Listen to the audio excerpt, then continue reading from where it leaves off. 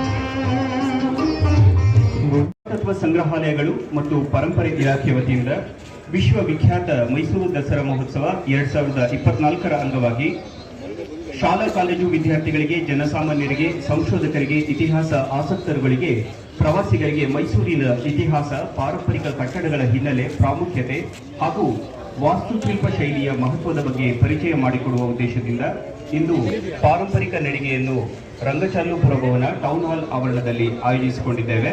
ಈ ಕಾರ್ಯಕ್ರಮಕ್ಕೆ ಇಲಾಖೆಯ ಮಾನ್ಯ ಆಯುಕ್ತರು ಆಗಮಿಸಿದ್ದಾರೆ. ಶ್ರೀಯುತ ದೇವರಾಜು ಎ ಅವರು, ಕರ್ನಾಟಕ ಆಡಳಿತ ಸೇವೆಯ ಅಧಿಕಾರಿಗಳು.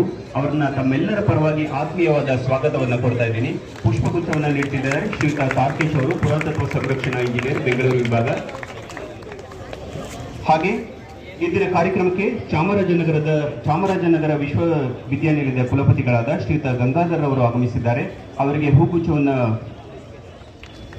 ನೀಡಲಿದ್ದಾರೆ. ಇಲಾಖೆಯ ಮಾನ್ಯ ಆಯುಕ್ತರು ಹೂಗುಚ್ಛವನ್ನು ನೀಡುವುದರ ಮುಖಾಂತರವಾಗಿ ಸ್ವಾಗತವನ್ನು ಕೊಡ್ತಿದ್ದಾರೆ. ಮಾನ್ಯ ತಾರ್ಕೇಶ್ ಅವರು,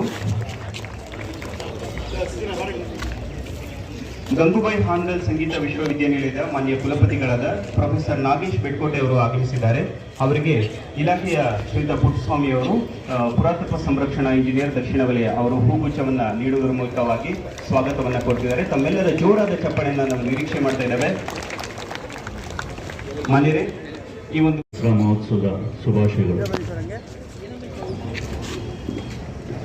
ಇಷ್ಟು ಬೆಳಿಗ್ಗೆ ಇಷ್ಟು ಒಳ್ಳೆ ಸಂಖ್ಯೆಯಲ್ಲಿ ಯುವಜನತೆ ಆಗಮಿಸಿರೋದು ತುಂಬ ಸಂತೋಷ ತರುವಂಥ ವಿಚಾರ. ವೇದಿಕೆ ಮೇಲಿರುವಂತಹ ಚಾಮರಾಜನಗರದ ವಿಶ್ವವಿದ್ಯಾನಿಲಯದ ಉಪ ಕುಲಪತಿಗಳಾದ ಸನ್ಮಾನ್ಯ ಶ್ರೀ ಗಂಗಾಧರ್ ಅವರು, ಗಂಗೂಬಾಯಿ ಹಾನಗಲ್ ಸಂಗೀತ ವಿಶ್ವವಿದ್ಯಾನಿಲಯದ ಉಪ ಕುಲಪತಿಗಳಾದಂಥ ಪ್ರೊಫೆಸರ್ ಬೆಟ್ಕೋಟೆ ಅವರು, ಪಾರಂಪರಿಕ ಜಾವಾ ಬೈಕ್ ಸವಾರಿ, ಪಾರಂಪರಿಕ ಟಾಂಗಾ, ಪಾರಂಪರಿಕ ಉಡುಗೆಯಲ್ಲಿ ದಂಪತಿಗಳಿಗಾಗಿ ಒಂದು ಟಾಂಗಾ ಸವಾರಿ, ಇವತ್ತು ಪಾರಂಪರಿಕ ನಡಿಗೆ. ಇವು ನಮ್ಮ ಇಲಾಖೆಯಿಂದ ಈ ಬಾರಿಯ ದಸರಾ ಮಹೋತ್ಸವದಲ್ಲಿ ಹಮ್ಮಿಕೊಂಡಂತಹ 3 ಪ್ರಮುಖ ಕಾರ್ಯಕ್ರಮಗಳು. ಮೈಸೂರಿನಲ್ಲಿರುವಂಥ ಪಾರಂಪರಿಕ ಕಟ್ಟಡಗಳ ಬಗ್ಗೆ ಎಲ್ಲರಿಗೂ ಹೆಚ್ಚು ಮಾಹಿತಿ ಇಲ್ಲ. ಕೇವಲ ನಮ್ಮ ಹಿಂದೆ ಇರುವಂಥ ರಂಗಚಾರ್ಲ ಭವನ ನೋಡ್ತೇವೆ, ಇದೊಂದು ಟೌನ್ ಹಾಲ್ ಕಟ್ಟಡ ಅಂತ ನಾವು ಭಾವಿಸ್ತೇವೆ. ಈ ರಂಗಚಾರ್ಲ ಭವನ ಯಾಕೆ ನಿರ್ಮಾಣ ಮಾಡಿದ್ರು, ಇದರ ಸೌಂದರ್ಯ ಏನು, ವಿಶೇಷತೆ ಏನು, ವಾಸ್ತುಶಿಲ್ಪದ ಪ್ರಾಮುಖ್ಯತೆ ಏನು, ಯಾವ ಕಾರಣಕ್ಕಾಗಿ ನಿರ್ಮಾಣ ಮಾಡಿದ್ರು, ಇದನ್ನು ಯಾಕೆ ನಾವು ಉಳಿಸ್ಕೋಬೇಕು, ಯಾಕೆ ಇದನ್ನು ಮುಂದಿನ ಪೀಳಿಗೆಗೆ ರವಾನಿಸಬೇಕು, ಕಲೆ ಅಂದ್ರೇನು, ಸಂಸ್ಕೃತಿ ಅಂದ್ರೇನು, ನಮ್ಮ ಪರಂಪರೆ ಅಂದ್ರೇನು, ಇವುಗಳನ್ನು ಒಂದು ಗಟ್ಟಿ ಮಾಡಿಕೊಳ್ಳೋದಕ್ಕೆ, ತಿಳ್ಕೊಳ್ಳೋದಕ್ಕೆ, ಮುಂದಿನ ಜನ್ರೇಷನ್ಗೆ ಅದನ್ನು ರವಾನೆ ಮಾಡೋದಕ್ಕೆ, ತಲುಪಿಸೋದಕ್ಕೆ ಈ ಒಂದು ಸಣ್ಣ ಪ್ರಯತ್ನ. ಇದು ಬೈಕ್ ಸವಾರಿ ಆಗಿರ್ಬೋದು, ಅಥವಾ ಟಾಂಗಾ ಸವಾರಿ ಆಗಿರ್ಬೋದು, ಅಥವಾ ಒಂದು ನಡಿಗೆ ಆಗಿರ್ಬೋದು. ಕೇವಲ ಈ 3 ಕಾರ್ಯಕ್ರಮ ಮಾಡೋದ್ರಿಂದ ನಾವು ಪರಂಪರೆನ ಸಂರಕ್ಷಣೆ ಮಾಡೋಕ್ಕೆ ಸಾಧ್ಯ ಆಗೋದಿಲ್ಲ. ಇದನ್ನು ನಾವು ಹತ್ಕೋಬೇಕು, ನಮ್ಮ ಮನಸ್ಸಿನಲ್ಲಿ ಆಳವಾಗಿ ಇಳಿಸ್ಕೋಬೇಕು. ಅದನ್ನು ಮುದ್ರಣ ಮಾಡೋದ, ಬೇರೆ ಬೇರೆ ಭಾಷೆಗಳಲ್ಲಿ ಅದನ್ನು ಮುದ್ರಿಸಿ ತಲುಪಿಸುವಂಥ ವ್ಯವಸ್ಥೆ ಮಾಡೋದು. ಅಷ್ಟು ಪುರಾತತ್ವವಾದಂಥ ಇಲಾಖೆ ನಮ್ಮ ಪುರಾತತ್ವ ಇಲಾಖೆ. ಸಾಕಷ್ಟು ಕಾರ್ಯಕ್ರಮಗಳು, ಸಾಕಷ್ಟು ಸ್ಮಾರಕಗಳನ್ನು ನಾವು ಸಂರಕ್ಷಣೆ ಮಾಡ್ಕೊಂಡು ಬರ್ತಾ ಇದ್ದೇವೆ. ಮುಖ್ಯವಾದಂಥ ನಮ್ಮ ಇಲಾಖೆಯ ಕೆಲಸ ನಮ್ಮ ರಾಜ್ಯದಲ್ಲಿರುವಂಥ ಸ್ಮಾರಕಗಳನ್ನು ಸಂರಕ್ಷಣೆ ಮಾಡುವಂಥದ್ದು.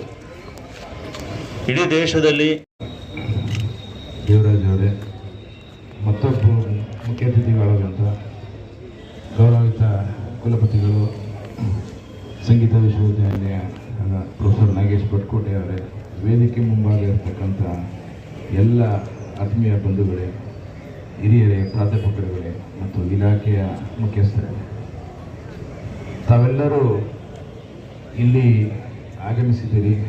ಈಗಾಗಲೇ ದೇವರಾಜ್ ಅವರು ಸಾಕಷ್ಟು ಮಾಹಿತಿಯನ್ನು ಕೊಟ್ಟಿದ್ದಾರೆ. ನಿಜಕ್ಕೂ ನಾವು ಮೊದಲಿಗೆ ದೇವರಾಜ್ ಅವರಿಗೆ ಮತ್ತು ಅವರ ಸಿಬ್ಬಂದಿಯವರಿಂದ ಎಲ್ಲರಿಗೂ ಅಭಿನಂದನೆಗಳನ್ನ ಹೇಳಕ್ಕೆ ಇಚ್ಛೆಪಡ್ತೀನಿ. ಮೈಸೂರು ಅಂದಾಗ ಅದನ್ನು ನಾವು ಯಾವುದೇ ಪ್ರಪಂಚದ ಯಾವುದೇ ಮೂಲೆಗೆ ಹೋದ್ರೂ ನಾವು ಫಸ್ಟ್ ಹೇಳೋದು ಇಂಡಿಯನ್ ಅಂತ, ಭಾರತೀಯರು ಅಂತೇಳಿ. ನಂತರ ಅವ್ರು ಕೇಳಿದ್ರೆ ಇಂಡಿಯಾದಲ್ಲಿ ಎಲ್ಲಿ ಅದು, ನಾವು ಸೌತ್ ಇಂಡಿಯಾ ಅಥವಾ ಕರ್ನಾಟಕ ಅಂದ ತಕ್ಷಣ ಅಲ್ಲಿ ಮೈಸೂರು ಮತ್ತು ಬೆಂಗಳೂರು ಎರಡನ್ನು ಇಡೀ ಜಗತ್ತಿನಲ್ಲಿ ಯಾವುದೇ ಭಾಗಕ್ಕೆ ಹೋದರೂ ಹೇಳುವಂಥದ್ದು. ಮೈಸೂರು ಅಂದ ತಕ್ಷಣ ಫಸ್ಟು ಕೇಳೋವಂಥದ್ದು ಅರಮನೆ, ಮೈಸೂರು ಪ್ಯಾಲೇಸ್ ಅಂತೇಳಿ. ಹಾಗಾಗಿ ಇವತ್ತು ಈ ಕಾರ್ಯಕ್ರಮವನ್ನು ಆಯೋಜಿಸಿರತಕ್ಕಂಥದ್ದು ಭಾಳ ಒಳ್ಳೆಯದು ಮತ್ತು ಒಳ್ಳೆಯ ಉದ್ದೇಶದಿಂದ ಮಾಡಿದ್ದಾರೆ. ಯಾಕೆ ಈ ಪಾರಂಪರಿಕ ತಮ್ಮನ್ನು ತಾವು ದುಡಿಸಿಕೊಂಡು ತಾವು ಮೇಲ್ದರ್ಜೆಗೆ ಬಂದಂತಹ, ತಾನೇ ಮಾಡಿಕೊಂಡಂತಹ ಒಂದು ವ್ಯಕ್ತಿತ್ವ. ಅವರ ಬಟ್ಟೆಯನ್ನು ಅಥವಾ ಅವರ ದಿರಿಸನ್ನು ನೀವು ನೋಡಿದ್ರೆ ಅವರು ಎಷ್ಟು ಸರಳ ಸಜ್ಜನ ಅಂತ ಅರ್ಥ ಆಗ್ತದೆ. ಡಿವಿಜಿಯವರು ಇವ್ರ ಬಗ್ಗೆ ಬರೀತಾರೆ. ಅಂದಿನ ಕಾಲದಲ್ಲಿ ಬ್ರಿಟಿಷರ ಜೊತೆಯಲ್ಲಿ ಇದ್ದರೂ ಕೂಡ ಆ ಪೋಷಾಕುಗಳಿಗೆ ಮೊರೆ ಹೋಗದೆ ಭಾರತೀಯ ಪೋಷಾಕುಗಳನ್ನು ಸಹ ಟೀಕ್ ಕೊಟ್ಟಿದ್ದಾನೆ. ಇದೆ ಮೇಲ್ಭಾಗದಲ್ಲಿ ಬೆಲ್ ಇದೆ, ಅದು ಫ್ರಾನ್ಸ್ ಇಂದ ಇಂಪೋರ್ಟ್ ಮಾಡ್ಕೊಂಡಿರೋದು. ಆ ಬೆಲ್ ಸುಮಾರು ಹಿಂದೆನೆ 6 ಕಿಲೋಮೀಟರ್ ದೂರಕ್ಕೆ ಕೇಳಿಸ್ತಾ ಇತ್ತು.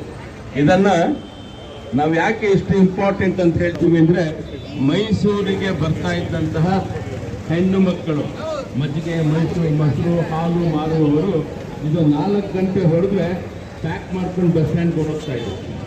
ಆ ಬಸ್ ಬಿಟ್ಟರೆ ಅವ್ರಿಗೆ ಮತ್ತೆ ಬಸ್ ಇಲ್ಲ. ಸೊ ಇದು ಅಷ್ಟು ನಾಸ್ಟಾಲ್ಜಿಕ್ ಹಿಸ್ಟ್ರಿಯನ್ನು ಹೊಂದಿರತಕ್ಕಂಥದ್ದು.